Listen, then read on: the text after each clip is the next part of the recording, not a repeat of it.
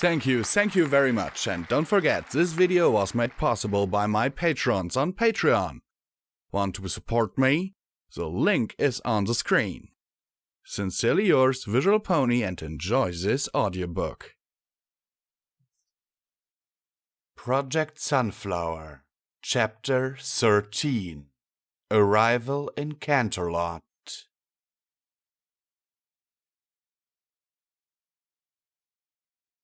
It felt like a very long time since Twilight had last been in Celestia's school for gifted unicorns, but the mare next to her hadn't changed a bit.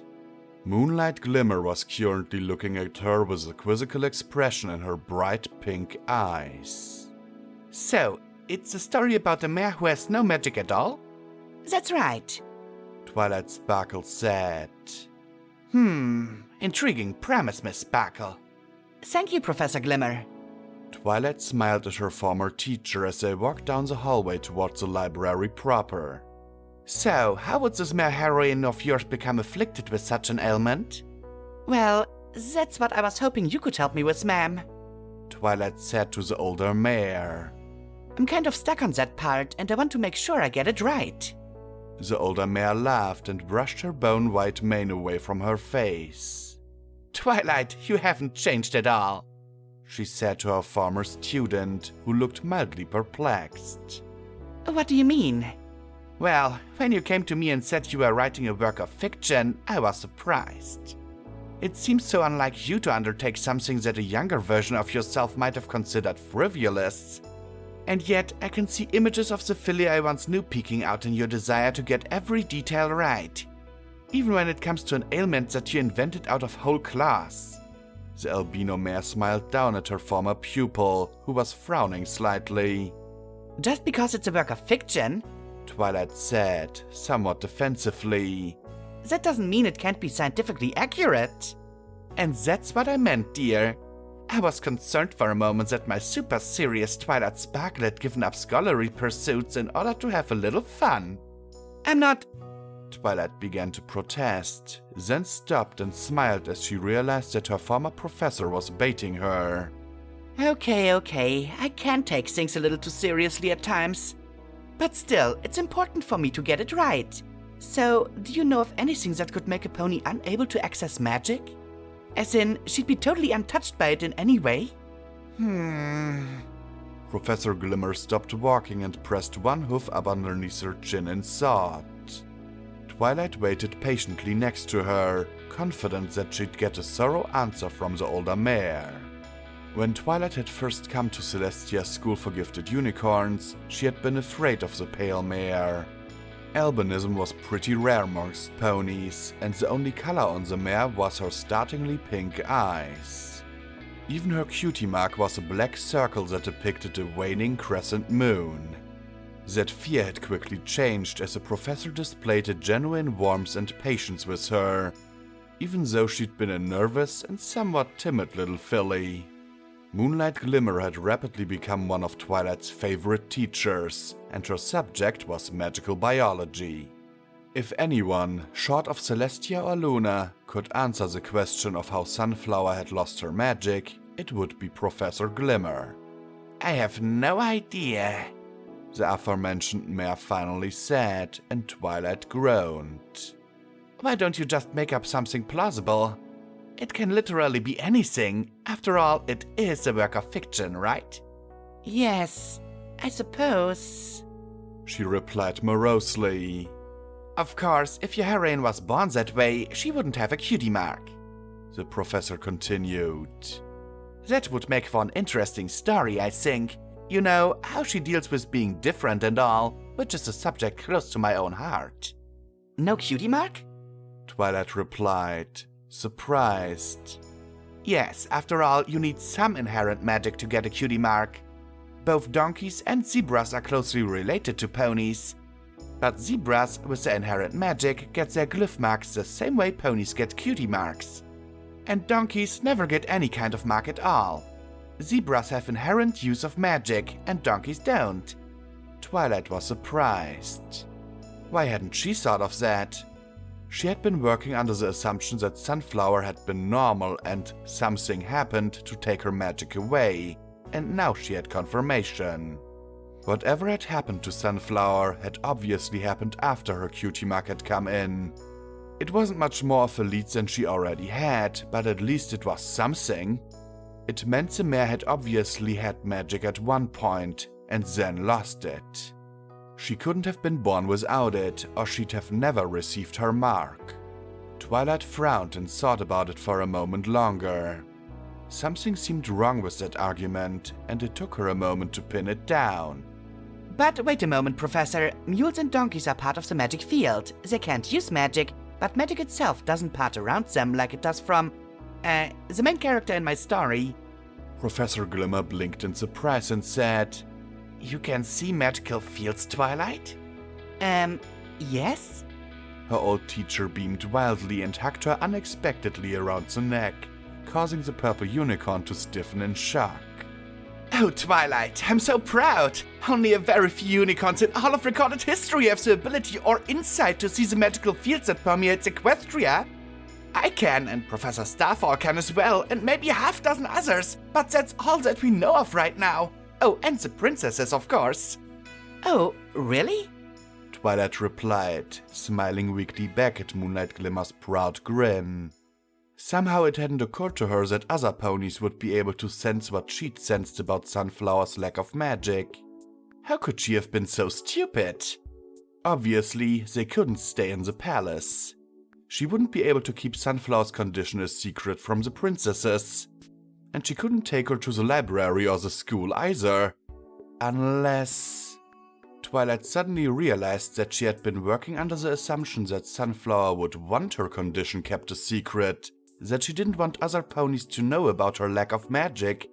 But was that actually the case? Perhaps the Earth pony desperately wanted help, but didn't know who or how to ask. The studious unicorn realized that she couldn't make that assumption either way. She'd have to talk to Sunflower about it when she arrived and leave the choice up to her. Of course, that meant that she'd also have to reveal that she herself knew the secret of the mare's lack of magic. She really hoped that Sunflower wouldn't be too upset about it. Twilight shook her head and refocused on the task at hand, which was currently to extricate herself from the professor's enthusiastic hug. Well, I just realized that I could see it a short while ago, really, she said as Moonlight Glimmer released her. That's how this idea occurred to me, sort of what if a pony wasn't a part of this kind of idea? Well, like you said, even donkeys and mules and every other living thing in Equestria for that matter is a part of that magical field, but that doesn't mean that they can use it, like a pony can. The only way your hero could be a pony and outside of the field is, well, maybe if she were a zombie pony. Moonlight Glimmer laughed at that, and Twilight, wide-eyed at the previously unconsidered possibility, forced herself to join along. Letter for you! Meadowlark said happily before passing her a heavy cream-colored scroll. For me? Really? Erin said, completely nonplussed. She had no idea who would be sending her a letter, especially one on such expensive-looking stationery. She took the scroll with her hooves and pulled the ribbon off with her teeth before unrolling it on a nearby coffee table. It turned out to be several pages, all rolled together. Erin quickly scanned the top page. Oh, she said with surprise. It's from Twilight Sparkle. Dear Sunflower, the scroll began, written in small, precise letters. I regret to say that there are no rooms immediately available in the castle, and that we may not be able to meet the princesses as I was hoping. That may change once you get here though. I will discuss it with you then. In the meanwhile, I've arranged to stay with my parents. I can stay in my old bedroom, and they would be happy to put you up in the guest room. I was able to procure a round-trip pass for you on the Canterlot Express, ticket enclosed with the scroll. Please be sure to catch the 10:15 a.m. train to Canterlot, which you can catch at platform B. I've attached the train schedule as well. See attached second page. However, the 10:15 is definitely the train you want to catch. You should make sure to arrive at least 30 minutes early to be assured of a place to sit on the train. The Saturday train tends to get fairly full very quickly. presents an enclosed ticket when the conductor comes down the aisle. He or she will punch the ticket for you and return it to you. Be sure not to lose this ticket after it is returned to you, or you will have to purchase a new one for the return trip. The train should depart by approximately 10:15, though sometimes they leave a few minutes late. I've written several letters to the Equestrian Railway Committee about the importance of efficiency and punctuality, but to no effect. Barring any unforeseen circumstances, that should place you in Canterlot by 12 noon at the very latest. I will meet you at the arrival platform and take you to lunch at my favorite restaurant near the station, Ballet de Fond. Attached page 3 is a copy of their menu. Please go over it and make a decision now, as that will save time in the restaurant, which will make sure that we can stay on schedule. I have reservations at 12:15 exactly, so please don't miss the 10:15 train. After lunch, which I estimate will last for approximately 65 minutes based on average serving time and the duration of small talk, we can head to the Royal Museum of Canterlot. We should be there at 1:30 in order to stay on schedule. I've budgeted 90 minutes, which should be plenty of time to see the displays that interest you the most. See pages 4 for a list of attractions, and select the ones you wish to see. Keep in mind, the more exhibits you wish to see, the less time we will have to see each of them. I'd recommend no more than 20 attractions, as that will give us 4 minutes to enjoy each, plus an extra 10 minutes of time for walking around. Once we leave the Royal Museum, I have a grand tour of Canterlot planned, where we will see a series of important cultural locations. See attached itinerary page 5. I'm looking forward to seeing you on Saturday, and don't forget, make sure to make that 10:15 train. Maybe you should show up 45 minutes early just to be sure you can catch it. See you Saturday, Twilight Sparkle. Aaron blinked in surprise and then flipped through the other sheets of paper that were rolled up with the first one. In Twilight's precise writing, she found each of the attached documents, also written in the librarian's exacting script. Also included, she found a golden ticket with a fancy black scrollwork border and the words Canterlot Express Dual Pass stamped on it. Well, she's nothing if not sorrow, she said, and Meadowlark laughed. You should see her during winter wrap-up, the unicorn replied. Aaron smiled, even though she had no idea what that meant. She made a mental note to look up winter wrap-up in the library when she next visited. I'm going to go take my saddlebags off before tea, if that's okay, Aaron said to Meadowlark, who nodded. She trotted into her room and took off her new, green saddlebags, then placed Twilight's letter, the ticket, and the other pages all inside. Then she walked back out into the common room, where Meadowlark had set up a small platter of tiny triangular sandwiches, some cookies, and a pot of tea with 3 cups. Marigold was frowning intently at her cup, as if she were trying to decide if she really liked tea, or if she would just fake it so the adults wouldn't send her away. Aaron and Meadowlark had grown closer over the last few days, ever since she had surprised the single mother by asking if it were okay to give her daughter the gifts she had bought on Sunday. Since then, it had become something of a custom for them to meet and chat over tea and sandwiches when Aaron returned from work. Marigold had been extremely excited over her new saddlebags and school supplies, just like Aaron had suspected she would. The filly had immediately taken everything out of the bags, spent almost an hour going through everything and organizing it, and then meticulously put it all back in. Then, she carefully removed her box of crayons and the drawing paper Aaron had given her and drew a careful picture of a smiling pony, standing under a big glowing sun in a grassy field with occasional flowers. Aaron had recognized her own coloration on the pony and was honestly touched that the filly would draw a picture of her, and even more so when the picture turned out to be a present. The picture was now carefully tacked to her bedroom wall, the only personal decoration that Aaron had in her room. There were other pictures scattered around the guest house now, and Marigold had spent a lot of her time recently producing drawing after drawing. Most of them were of Meadowlark or of her friend Dinky, but a few had Aaron in them as well. In fact, the filly was coloring again as Aaron re-entered the common room. She had a seat across the table from Meadowlark, who was currently pouring out the tea. Erin spooned some sugar into the cup and stirred it. So, how was work today? Meadowlark asked brightly. Oh, it was very interesting, Erin replied. I had to make a delivery to Rainbow Dash's house. I've never seen anything like that before.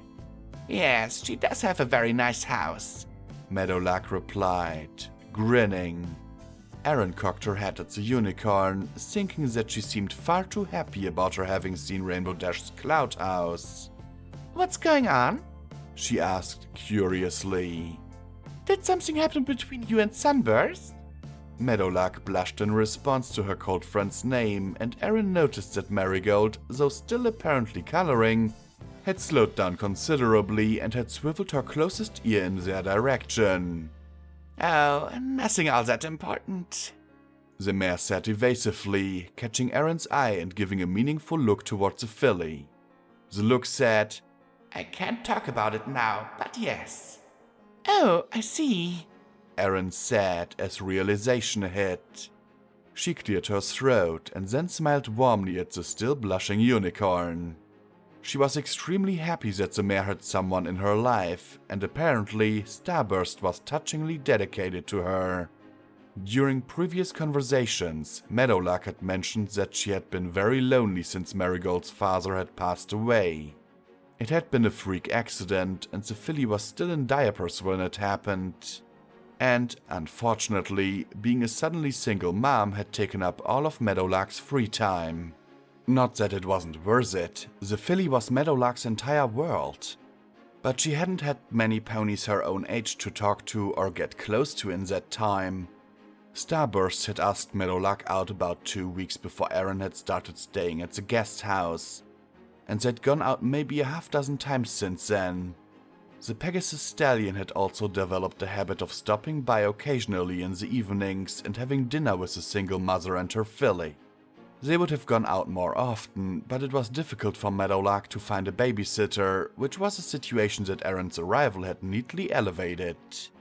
She was more than happy to watch the filly at night, allowing the budding couple to spend more time together outside of the house. Well, I'm happy that things are going well for you two, Erin told the grey-maned unicorn quite sincerely. He seems like a perfectly nice stallion, very sweet. Don't you think so, Marigold? He's a bat, the filly replied. Marigold! Meadowlark replied, shocked. Erin just laughed. She couldn't help it. She had not expected that reply. You shouldn't say that kind of thing, young filly, Meadowlark said, giving Erin a glare that dried up her giggles. Why would you say that? Marigold, not even pretending to color anymore, just shrugged and stared at her paper. Sweetie, Erin said gently. Is it because you're worried he's going to take your mommy away from you? There was a short pause, and then a sharp nod from the filly. Meadowlark's shocked annoyance vanished instantly as she bundled the filly up in a fierce hug. Oh, Marigold, the unicorn said to her daughter. There's no way any pony will take me away from you. Not ever, you understand? But sometimes Mommy needs to see adult ponies her own age. Sort of like how you have friends. Is Dinky Doo going to take you away from me? The filly shook her head, which was currently buried in Meadowlark's chest. There, you see? Starburst isn't going to take me away from you any more than Sunflower is. He's a good friend, okay? And I'd like him to be an even better friend. Is that going to be okay with you? There was a long pause as the filly mulled it over. Okay, Mommy, the filly eventually said.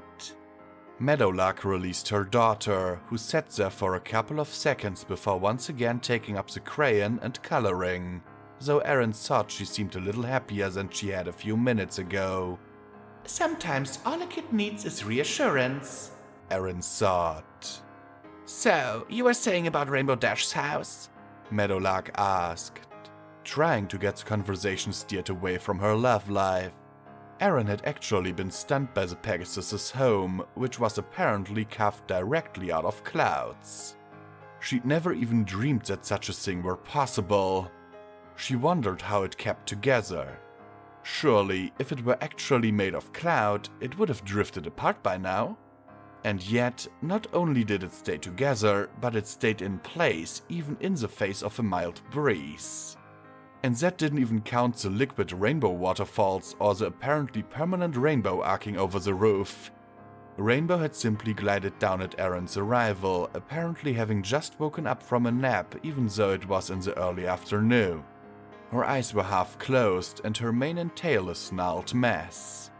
She had signed for the package, mumbled a quick thanks, and then something about the Iron Pony competition that Aaron had just nodded dumbly to, and then winked back up to her house. After staring in dumbfounded silence for a few more minutes, Aaron had trotted away, glancing back over her shoulder from time to make sure the house was still there and hadn't vanished like a mirage. It shouldn't have been possible. It wouldn't have been possible on Earth, at least not as it appeared. There must have been some kind of trick to it, like it was some elaborate hologram or something. It was the strongest challenge to Aaron's accept everything policy that she had encountered yet. Still, she managed to avoid obsessing over it. Well, obsessing over it too much. She really did want to know how it worked, though. She'd have to ask Rainbow Dash the next time they met when she wasn't working. When she'd delivered the package, she'd been in too much shock over the whole thing to ask her. It was very interesting, Aaron said. Yes, I always thought so. It's one of the more interesting cloud homes around Ponyville. I understand her parents gave her that house when she moved out of Cloudsdale. Oh, that's nice of them, Aaron said. She used to have it on the south side of town, but moved it a few weeks ago to the west. I'm not sure why. Maybe she likes the view better. Aaron laughed at that. Of course the house could be moved. A stiff breeze couldn't move it, but it was still made out of clouds, right? She felt a tinge of hysteria coming on, so she quickly changed the subject, asking how Meadowlark's day had gone so far. The two of them chatted for about an hour about any old thing, and then Aaron excused herself, explaining that she had to go pick up her new dress from Rarity. The elegant white unicorn had told her that the alterations would be done by today and to stop by after 6 to pick it up. Saying goodbye to the mother and daughter, Aaron trotted across town to the Carousel Boutique. Rarity opened the door and ushered her in. Levitating the dress off of the dressing dummy, the white unicorn insisted that Aaron try it on right then, even going so far as to provide a privacy screen. The screen confused Aaron. Weren't ponies usually naked anyways? Was there some sort of taboo of being seen getting dressed that didn't apply when either naked or fully dressed? It was just another one of the many things she didn't understand about pony culture, she decided, and stepped behind the screen to try it on. She had less trouble getting the dress on than she'd thought she would, no doubt due to all the practice from getting her uniform on and off every day. She stood on her hind legs and dropped the dress over her head, with her legs through the sleeves, letting it settle naturally. Then managed to push her tail through the gap in the back of the skirt. Finally, she tightened the dark green belt with her teeth and stepped out from behind the screen. Oh, darling, you look marvelous, Rarity cooed. That dress fits you wonderfully now, and the colors complement you perfectly if I do say so myself. Aaron glanced in a mirror, and she had to agree. The light yellow blouse with sleeves fit her loosely but well, not restricting her movements, but also not looking baggy or gappy anywhere. The cuffs on the sleeves were a dark green, matching the belt, which tied up right in front of her back legs. The pale green skirt hung down to just under her fetlocks. Low, but not too low as to drag along the ground. The belt of the skirt stretching from her hindquarters angling up to the belt, so that her back legs were both completely covered and also unrestricted. To finish off the look, the skirt also had dark green spade-shaped leaves embroidered on it and the same dark green border on the edges. Aaron smiled at her reflection. It really did look good, and it was so well cut that, If it weren't for the slightly unusual feeling of something touching the hairs of her coat, she wouldn't have known she was wearing anything at all. It's perfect, Rarity, she said, smiling at the designer. Just what I asked for. No, more than I was asking for. Casual but stylish, completely comfortable. Honestly, I've never owned a nicer dress. All that was true. Erin didn't like dresses in general, preferring pants or, very rarely, skirts. However, she did own a few for special occasions, and none of them looked as nice as this, or were nearly as well fitted or comfortable. Rarity beamed at the praise, accepting it all as her due but enjoying it anyway. Erin got the feeling that this was a pony who knew perfectly well how talented she was, somehow without letting that knowledge go to her head. Well, we're not finished yet, my dear, Rarity said. You paid for a hat as well, after all. And now that we have the dress completed, we simply must find the perfect chapeau. Erin blinked. Did Rarity just speak French at her? Come to think of it, Twilight's letter mentioned a restaurant with a French name. No. Erin shook her head. She had decided not to overanalyze anything. Besides, ponies speaking occasional French was hardly more strange than ponies speaking English. Or, indeed, speaking at all. Rarity was pulling hat after hat towards her with telekinesis, frowning at them with an evaluating expression, and then discarding them one after another. Finally, she trotted over with a broad straw hat with a wide, circular brim. Try this on, darling. I believe that this will do nicely, complementing the casualness and the style of the dress. With that, the purple-maned unicorn settled the hat on top of Erin's head. She had to fold her ears down, but the hat fit well, and it did look good. The unicorn wasn't quite satisfied, however. She said, tapping a hoof to her chin. Something is still missing. Ha! I know exactly what we need. And with that, a dark green ribbon snaked out of Rarity's supply room and wove itself into a bow on top of the hat. Erin glanced back at the mirror. It really did look right, the ends of the ribbon dangling down over the back of the hat. Oh, this is perfect, she said, and Rarity graciously inclined her head in agreement. Do I owe you anything else for the ribbon? She asked. She'd already paid for the dress and the hat back on Monday when she'd first stopped in. The designer shook her head. No, my dear, that ribbon simply belongs with that hat, and I would never dream of charging for it. Well, thank you very much, Rarity. I can't wait to wear this dress this weekend. Oh, yes. You're meeting Twilight Sparkle in Canterlot, aren't you? She mentioned that to me earlier this week. Yes, I'm so excited. I've never been there before. I'm sure it will be wonderful. It is, indeed. The high point of equestrian society. However, if I could give you a word of advice, dear. Yes? Never forget where you came from. Rarity said, then continued with a slightly sad smile. Canterlot society can go to one's head, and it's very possible to forget what's really important while you're there. Friends, family, and home. Believe me, Rarity, I won't have any problem remembering that. Rarity smiled and then instructed her to step behind the screen and remove the dress so it could be carefully folded and placed in a large paper bag. Erin, not wanting to ruin her new dress before she had a chance to wear it in Canterlot, eagerly obliged. A few minutes and a warm goodbye later, Erin was on her way back to the guest house again.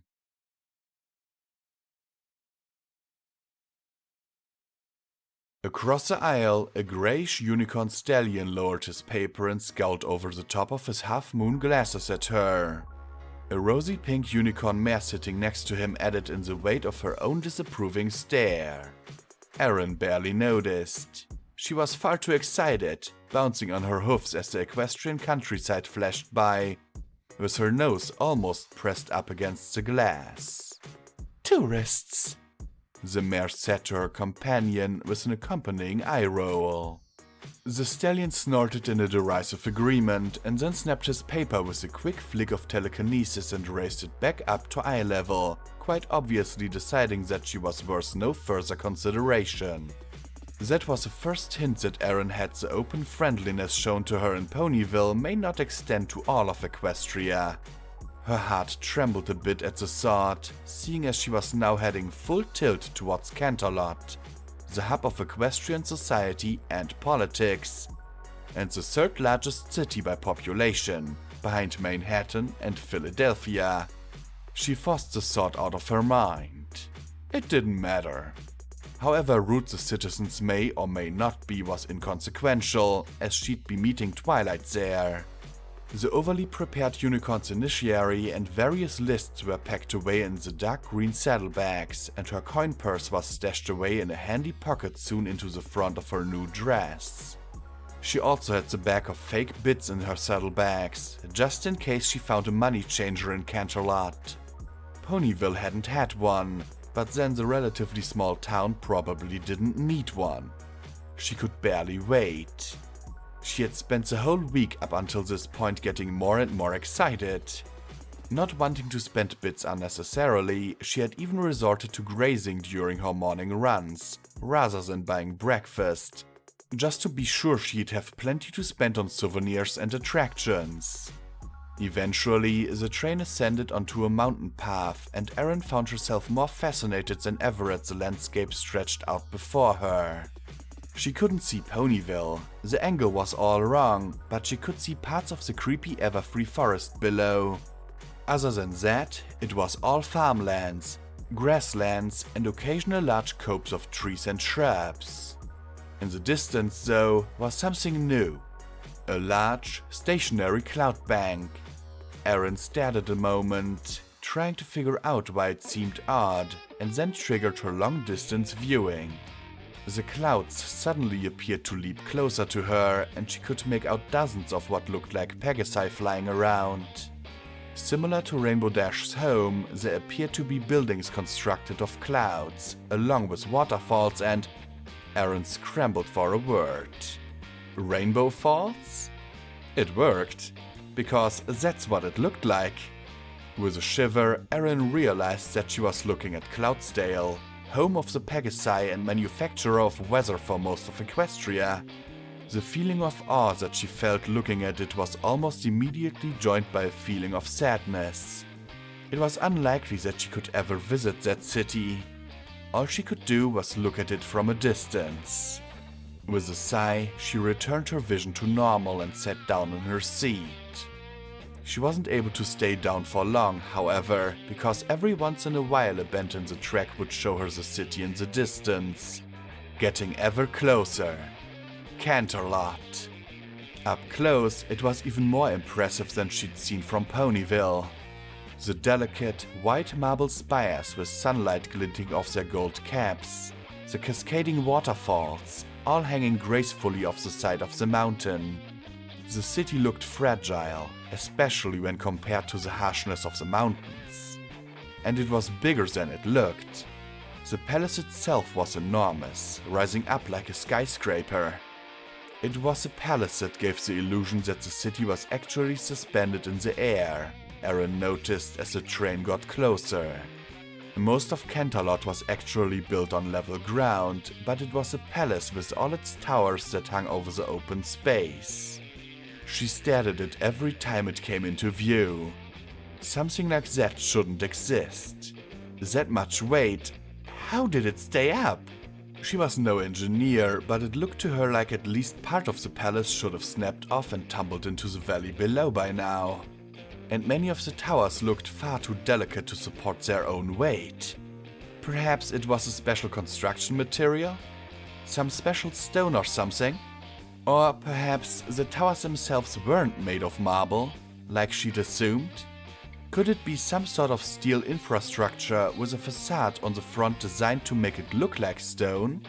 Maybe it's magic, she thought to herself with a snort. She reminded herself once again to simply accept what she saw, rather than analyzing it to death. Magic was a good shorthand for things I don't understand after all.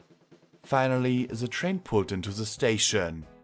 Aaron saw Twilight Sparkle standing patiently on the arrival platform, looking at the windows. She waved, but the small lavender unicorn didn't see her. Aaron quickly cinched up her saddlebags and trotted out the exit, trotting up to the waiting mare. Hi, Twilight. Thanks so much for the ticket. I appreciate it so much. Hi, Sunflower. I love how that dress turned out. Did you have a good trip? Oh, it was amazing. I could even see Cloudsdale in the distance. Chatting amiably, the two mares made their way to the Belle de Fond restaurant, Aaron rubbernecking as she tried to take in all the sights. Twilight Sparkle, having much experience with friends from Ponyville arriving in Canterlot for the first time, smiled at her companion's enthusiasm and resisted her urge to rush her along. They arrived at the restaurant, a large affair with columns out in front of the door, and a maitre d' who escorted them to their table before turning them over to their waiter, a young but scrupulously groomed white-coated stallion who took their orders with minimum of fuss. They chatted as they waited for their food to arrive, but Aaron sensed that something was bothering her unicorn companion. Finally, she just stopped and said, Twilight, is something bothering you? Twilight sighed and then looked her in the eye. Sunflower, she said. There's no easy way of telling you this, so I'll just say it straight out. The librarian glanced around and then, apparently satisfied that no pony else was close enough to overhear, cleared her throat and leaned forward. Aaron leaned in as well, curious as to what would make the mare look this serious. Sunflower, Twilight said, voice pitched low. I know your secret. Aaron had an unpleasant feeling of coldness run through her, as if she just drank a gallon of ice water. She blinked at Twilight's serious expression and then realized she had been holding her breath. She drew in a shaky breath and asked, What secret, Twilight? Even to her, it was obvious that she was trying far too hard to be casual. The unicorn glanced around again and then said, I know that you can't do magic.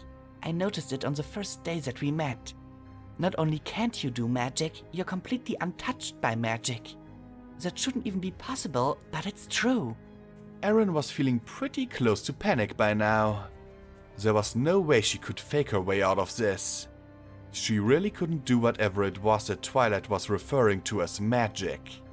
She tried to say something, anything that would allay suspicion, but it was as if an icy hand had clasped around her throat. Mouth hanging open, all she was able to do was make strangled noises. Twilight's eyes widened and she laid a hoof on Aaron's own hoof. It's okay, she said, patting her hoof. I haven't told any pony about your ailment, and if you don't want me to, I won't. That's a promise. But if I can sense that from you, then certain other ponies could too. That's why I said we'd discuss whether or not to meet the princesses when you arrived. I wanted to leave it up to you if you wanted to meet them and ask for their help. Ailment? Aaron blinked in surprise. Slowly, it sunk in that she hadn't been outed as a non-pony. Twilight just thought she'd suffered some sort of illness or something. She fought down hysterically relieved laughter for a moment before she trusted herself to talk. Thank you. I don't think I want any pony else to know about this, so if that's okay. Twilight looked distressed by that and immediately started to protest. But the princesses could help you. They've been alive for well over 1,000 years. They've seen all sorts of things. They've forgotten more about magic than any pony who's ever lived. They can help you, Sunflower. I know I can't. I couldn't even figure out how or why it happened. Aaron noted the alive for over 1,000 years part of Twilight's statement and wondered why she felt surprised. After everything else, finding out that the pony princesses were immortal wasn't all that big of a deal. Then something else Twilight said sunk in. Twilight, am I your research project? Aaron asked, mildly alarmed. Judging by Twilight's guilty flinch, she realized she'd guessed right. Please don't be angry. I was just researching it because I wanted to help you. And I'll admit, I was curious as to how it could happen. But I really just wanted to restore your magic, that's all. The unicorn sighed and then looked away before continuing. But there was nothing in my library, or in the Royal Canterlot library that I've been able to find so far, that tells me even any possibility of how it could have happened. Erin didn't know what to think. Ever since she'd first met the librarian, she'd been talking about her research project. And now it turned out that she was researching how to fix an ailment she didn't even have. A wave of guilt crashed over her when she realized what she'd put her friends through, albeit unintentionally. She made a quick decision and started talking. Okay, Twilight, I suppose I owe you some explanation.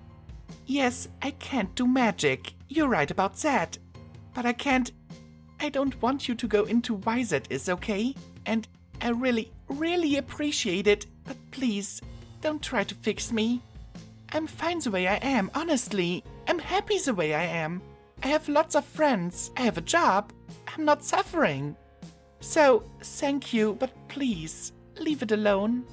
Twilight looked distressed and sad for a long moment, and then laughed ruefully.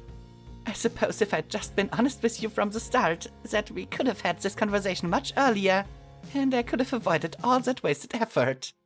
Still though, the greatest magical and medical minds of all of Equestria are here in Canterlot. And the two best belong to the princesses. If they can't fix you, then it can't be done. It's okay, Twilight. I don't actually want to be fixed. I'm happy right now. And you're a really good friend for trying to help me. A better friend than I expected or deserved, to be honest, since I was hiding this from you. Twilight blushed and busied herself with fiddling with her water glass. Then she looked up and asked, Can you at least tell me how it happened? No, sorry. At Twilight's hurt expression, she quickly amended, I mean that I can't tell you, not that I don't want to. Honestly, I really don't know how I'm different. That's just the way I am. Twilight blinked at her in surprise, then asked carefully, You've been this way your whole life then? You've never been able to use magic? Erin suddenly felt wary. Something in Twilight's tone warned her that this wasn't a simple question. She thought quickly and opted for another variant of the truth. I was pretty normal a couple months ago. I didn't become, I guess you could say, a different kind of pony until a few weeks before I arrived in Ponyville. Twilight looked mildly relieved for some reason. But then she frowned, and in a deadly serious voice she said, All right, Sunflower. I accept what you've told me, and I'll have to live with the curiosity of how it happened, since you can't tell me. But I do have to ask one question. It's very important, and you have to answer me honestly, understand? I understand. Sunflower, are you a zombie pony? Erin snorted with surprised laughter, and Twilight's deadpan expression quickly dissolved as she joined in. And that's how their waiter found them a few moments later, vainly trying to stifle the giggles that were drawing semi-hostile glares from the other diners. Rolling his eyes, the waiter placed their dishes in front of them. Walking away, he muttered one word under his breath. Tourists.